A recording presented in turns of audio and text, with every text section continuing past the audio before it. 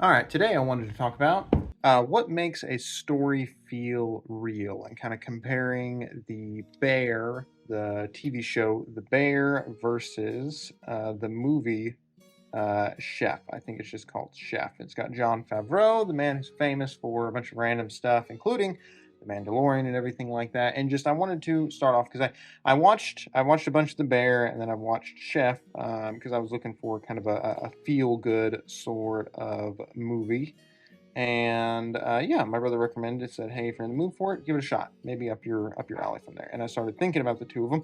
And what's interesting is that I didn't really care for the Chef that much. For me, it was not real enough. It was a little bit too squishy. I don't know, too loosey goosey, too gee golly, some sort of thing where if you can just, if everyone works hard together, everything, literally 100% of everything will work out from there. And that was kind of my one of my issues for that. So that kind of got me onto this idea of or question of what makes a story feel real. You want to ask it as a question right there. And so this is the question of what makes a story feel real, because what it is, you realize quickly that if you had to define 100% or anything like that, it would actually get a little bit tricky.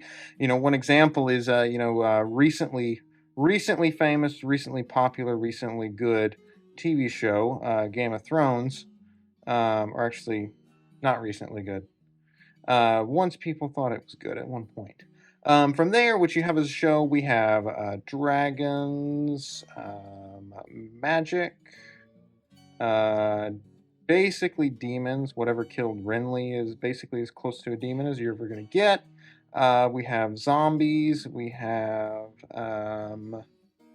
face stealers. You kind of have a whole bunch of sort of stuff that begins to break what we would call, this does not belong in the real world.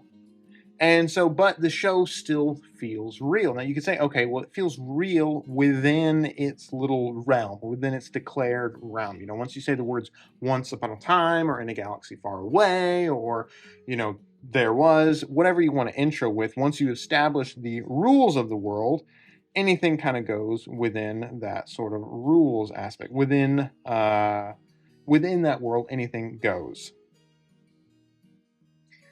But there is an aspect, there is kind of like a thousand little things that people are looking for in order to see if the world feels real or anything like that. And this is something that kind of got me thinking. Because if you think about it, if you're just going to compare the Bear versus Chef, the Bear is very much, they do focus a lot on the nuts and bolts of running a restaurant, which makes it feel very real. They talk about real things like fixing the griddle, having ovens that break, cooking knives that are not sharp enough, buying the wrong kind of tomatoes, going for cheaper mayonnaise, all this different stuff that's going on.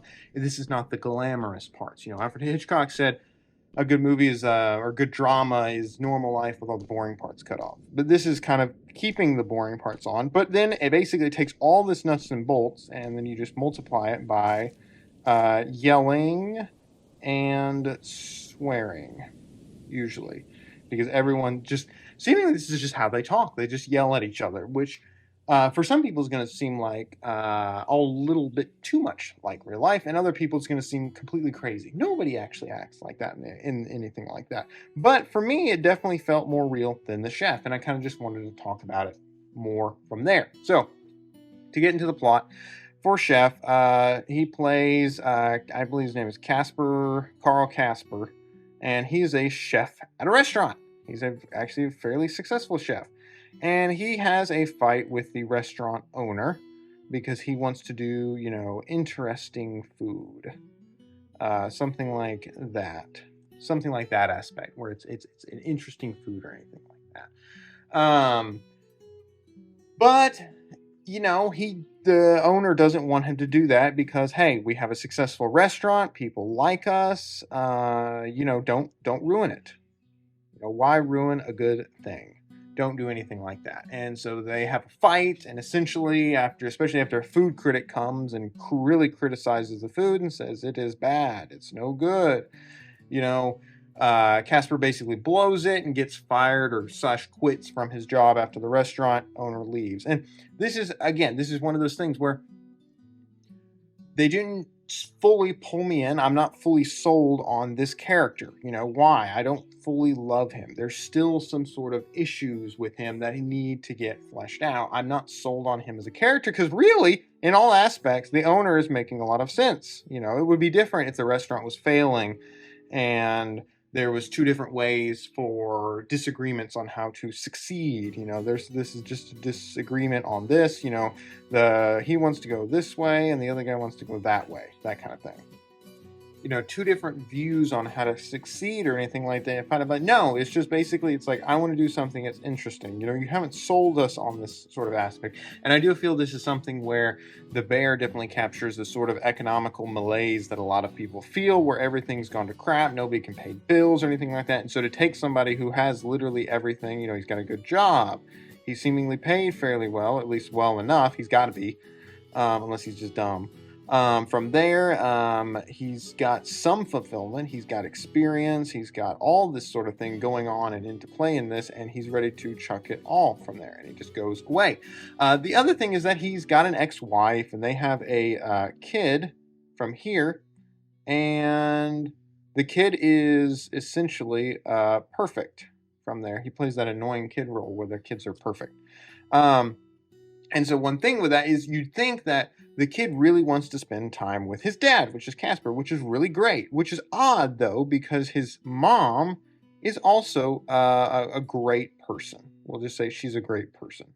There's nothing wrong with her, nothing the matter with her, and anything like that. So I'm going to talk through kind of the summary of the plots, but also go ahead and tell you what needs to change to actually make this, in my opinion, a valuable story, or a real story, more aspect. Because it's really bizarre that just everyone's seemingly pretty okay, nice, and perfect, or something like that, and then everything works out.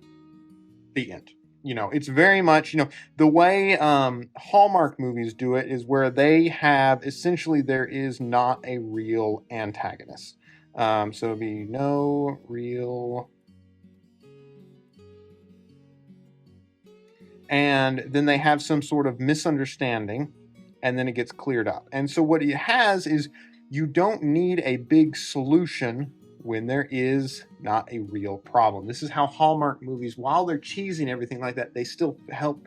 One aspect that really helps them still feel real to some degree is there's not this great surmountable odds, or that they have to achieve, and then it goes up, and then it goes down, and then it goes back up here, from the action.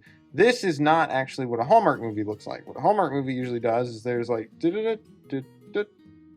it's much more of a smaller, fall, smaller rise, because, oh no, this disaster is striking. Nobody's dead, nobody's dying. It's not that big of a problem, but it is a problem. It's like an emotional problem or something like that. They're going to go back to being mediocrely happy or something like that, or slightly unfulfilled, or kind of, seemingly missing out on something. This is kind of going to be what's at play, not like death or something like that. Or, in The Bear, we're constantly put up with, the brother committed suicide, everyone's fighting, everyone's got their own dreams, people are trying to pay their bills, people are in trouble, people have nowhere else to go through, people are trying to pay jobs, they're trying to pull their life together, their marriage is falling apart, the relationship falling apart.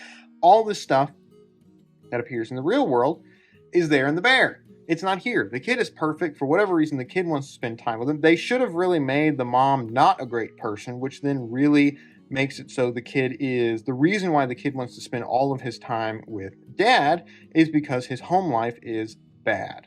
And it really makes you wish that he would do better. It makes you yearn for him doing better. Be a better dad, provide for your kid, get your kid out of this sort of situation. But no, the kid is in a perfect life situation, and there you go. And it's just like, okay, there's no story here. Where is the story? Where is it? Because everything seems to be going well. And so then after Casper gets fired, he gets a food truck, and the food truck is completely, falling apart and everything like that. And you think that this food truck would have whole kinds of auto problems or something like that. But no, everything works. It's dirty and they do a lot of work, but everything works. Despite the fact that everything, they're not super well known, they sell out and they have a great time. And the kid wants to work on the griddle, and everything works. Nobody burns themselves. Nobody hurts themselves. There's all this aspect where instead of everything that happens, there's no like downward at all. At all. It's just all up. And so what you end up with is a story that kind of feels like it just goes the end from here. And because one thing I want to talk about when I'm talking about this, drawing these lines like this is the action, the tension, the tempo, and everything like that. Everything is going up. Everything's going up. It's good for the main characters. There's moving towards the goal. The goal is the ideal. It's the up in the sky thing. It's up here. We're down here. We're headed upward towards there. And usually what you rely on in a story is what audiences remember and they understand is the difference from where you were and where you're going to. So if you stop here and then go up to here, not that big of a deal. But let's say, for example, you're here and then you go down here and then up here. It's not that much of a difference, but because you're coming down from the pits of despair, they're coming back from the pits of despair here up. There's a greater difference in where the audience sees the characters as being, and this is what makes the difference. It's the reason why this will be right before the very end it's the, this moment right here is the all hope is lost, because you need this rising action from there. But yeah, and so this is kind of my issue that I was running into with Chef is just there's not a lot there, and it doesn't quite succeed necessarily on a Hallmark thing is because I don't know, everything just seemed to be working out. But either way, the biggest problem for the story is just like it didn't feel real. And this is kind of an aspect is because hey, even there are people out there who follow their dreams and are successful, and they work really hard because that's one thing. You get the idea. Casper does work really hard. He is working, or the chef, he's working very hard at what he's doing from there. He's got good friendships because he treats people right. It's not this one where he has to learn how to respect people as human beings or anything like that. Everything sort of goes from there, And the only real time we see him struggle is with the money problem. Because apparently he got fired and had no money whatsoever. This is the issue of, okay, well, somehow he was the chef of a restaurant. I feel like if you're a chef at a successful restaurant, you're at least making 100 plus. Maybe you live in a place that's incredibly expensive, something like that. Maybe, and there's perfectly legitimate reasons why he could be having some issues with money. However, he seems to have saved up $0 in his bank account, and this is just kind of causing these issues. So this kind of just gets me back more to this question, what are the rules? What makes something feel real within the story? Why does something like the bear feels so much more real to me? And I would say one aspect of it is just in terms of the nitty-gritty. Usually one aspect that people look for in a story is bad things happen to good people. Another one is you can try as hard as you can and still fail. Or have, I would say, I dislike saying failure as an endpoint, but still have moments of failure, and then if you stop, then you failed. Moments of failure where you're trying to figure out what's going on. And so this is the thing where it's like I think they should have had the mom be not a great person, be a terrible person. The kid then really needs his dad to step up. The dad doesn't want to step up. He wants to follow his dream. And so then he takes the kid along with a food truck, and it's really hard. And they bond over the fact that it's hard. This is one aspect where I think the story doesn't necessarily do a great job of is people bond over getting through difficult things together, marriage, childbirth, a terrible job, a move, the army, getting deployed. There's all these stuff that is difficult, losing a job, getting a new job, death of a parent, death of a loved one. There's all this stuff that goes into it, and people bond over, or they completely fall apart. It's not necessarily all or the other from here. And this is what you see happening in the bear, of course, because of course the guy who originally owned the beef restaurant, Chicago Beef, is Michael, who committed suicide. And from there, what you have is this sort of drama playing out where you have these bad things that are happening to people. People are struggling with it from there. And you have this real, it feels real because people don't have the answers. Again, and it's what it is it's all these little bitty moments that kind of come together. And then if they don't, then you see it all as fake or as unreal or it doesn't work. And these are the moments that you're looking for in a story when trying to figure out if something is real or not. And this is something you're looking for in a story if you're trying to figure out if something is real, is good, is tangible. You know, if you can interact, if the characters feel real. There's all this, people will always describe this aspect of, you know, what feels real, but when you have to come down to it, in order to actually define it, it becomes fairly difficult to really dig into the meat of what's going on from there. And that's some aspect of that. So yeah, those are just some thoughts I had kind of between the two. I hope you guys enjoy this one. I will see you in the next one.